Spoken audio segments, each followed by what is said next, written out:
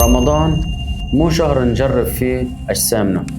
رمضان شهر توازن مش تحدي. برمضان أكتر سؤال بسمعه كل يوم: دكتور، الحجامة بتفطر ولا ما بتفطر؟ أسويها وأنا صايم ولا أكون فاطر أحسن؟ الأهم من السؤال نفسه، ليش نسأل؟ وشو الهدف من الحجامة أصلا؟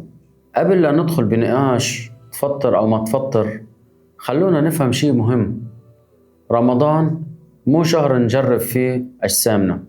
رمضان شهر توازن مش تحدي. قبل لا نكمل، إذا بعدك ما اشتركت، اشترك بالقناة. من الناحية الطبية، نعم، الحجامة ممكن تنعمل برمضان، ولكن مش لكل شخص ومش بكل وقت ومو بكل طريقة.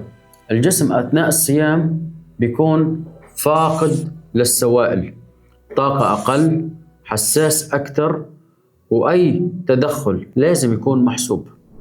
السؤال مو بس تفطر أو ما تفطر، السؤال الأصح: هل جسمك بيتحمل؟ أنا كاستشاري ومتخصص، إذا الحالة تسمح، سواء فترة الصيام أو بعد الفطور، عشان الأمان وعشان ما نرهق الجسم. مو كل شيء جائز بيكون مناسب. في حالات معينة نضطر نعمل حجامة والشخص صايم، لكن بشروط.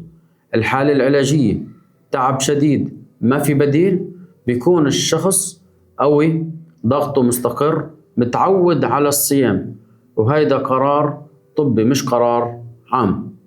لو ناوي تسوي حجامة برمضان، لا تسويها وانت مرهق، لا تسويها على معدة مليانة. وبعد الحجامة راحة تامة، سوائل كافية بعد الإفطار. أكيد لا رياضة عشان ما ترهق جسمك. الجسم بيحتاج لتوازن مو ضغط. وهون رسالة لكل ممارس حجامي: مو كل رمضان فرصة شغل، أو الشخص تعبان قل له انتظر. لو الحالة ما بتحتاج، لا تغامر. الضمير جزء من العلاج. باختصار، من الناحية الدينية والعلمية ما في شيء اسمه الحجامة تفطر. أهم شيء عندي سلامة المريض. إذا بدك تسوي حجامة برمضان، اسأل، قيم حالتك. مو كل وقت مناسب حتى لو كان مباح.